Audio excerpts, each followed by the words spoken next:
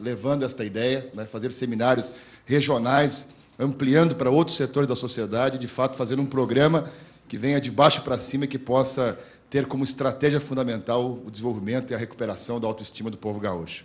Então, eu queria já de imediato agradecer a todos que estão nesse painel conosco e esta ideia, passar a palavra para o ministro, antes disso, só agradecendo a ele, né, porque essa semana o ministro acabou disponibilizando uma ajuda emergencial para o nosso Estado, que está sofrendo muito com esses temporais, já são quase 70 municípios que estão em estado de calamidade, e o ministro liberou um recurso para a recuperação de 200 escolas, né, no nosso Estado do Rio Grande do Sul, e hoje mesmo a ministra Dilma está aqui para colocar outras medidas, né, no momento de dor e dificuldade que milhares de gaúchos estão passando. Então, eu queria, certamente, em nome de todos nós, agradecer, né, exatamente essa solidariedade para conosco e, de imediato, passar a palavra, né, a este que tem feito uma revolução na educação desse nosso país, ministro Fernando Haddad.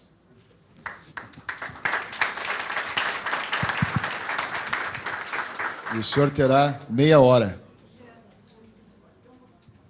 Bem, muito bom dia a todos, cumprimento todos os companheiros, Fundação Perseu Abramo.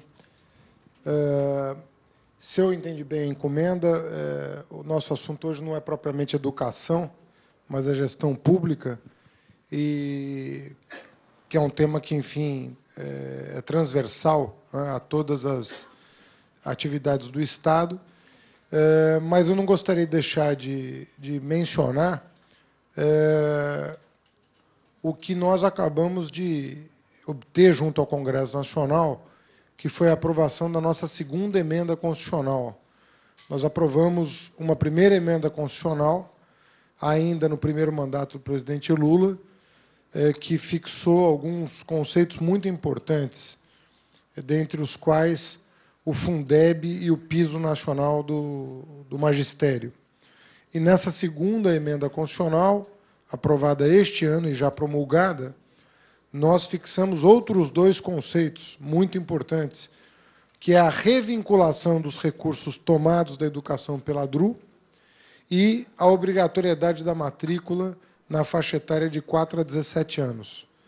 Eu cito essas quatro iniciativas, na verdade, as duas emendas tratam de ainda outros assuntos pertinentes à educação, mas eu diria que aquilo que o presidente Lula prometeu fazer no que diz respeito a reformas constitucionais, na educação, nós cumprimos 100% da nossa agenda. A nossa Constituição hoje, seguramente, é uma das mais avançadas do mundo no que diz respeito à educação. O investimento está num patamar muito mais adequado, nós devemos entregar ao governo com alguma coisa em torno de 5% do PIB de investimento, tendo saído de 3,9%, quer dizer, 1,1% do PIB a mais na educação. Estamos falando aqui de alguma coisa em torno de 35 bilhões de reais ao ano de investimento suplementar. Então, ou seja, eu penso que nós temos, e isso não estou falando do que está mais evidente para todo mundo, que é o que sai na televisão, que é a expansão das federais, o ProUni, a expansão dos institutos federais, as escolas técnicas, pró-infância, caminho da escola. Não estou falando de nada disso, estou falando de reformas estruturais na educação e que vão ter os seus efeitos diferidos no tempo, porque essas coisas se colhem com parcimônia, infelizmente. Você não consegue mudar o quadro educacional do dia para a noite. Sobretudo porque nós passamos praticamente o século XX observando um mundo desenvolvido, investir pesadamente em educação, e nós, de certa forma, enebriados com as nossas taxas de crescimento, né? até o final dos anos 70. Nós estávamos enebriados com o crescimento econômico e esquecemos de fazer o mais importante, que era investir em formação, porque a formação é que dá sustentabilidade para o crescimento. Nós não fizemos isso.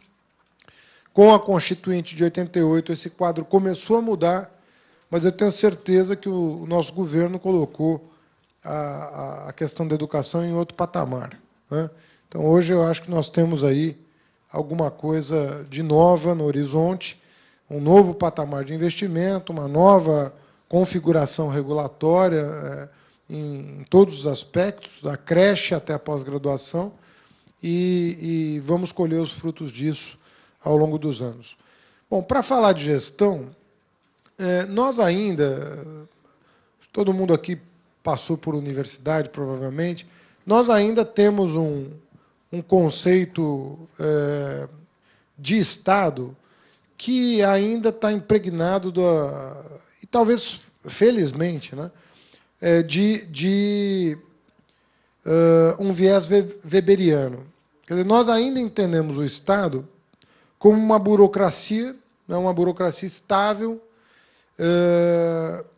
que comanda o Estado, né, não brasileiro, o Estado moderno, e que, de certa forma, o papel da mudança, da transformação, caberia à classe política, essa sim selecionada no ciclo político, no ciclo eleitoral.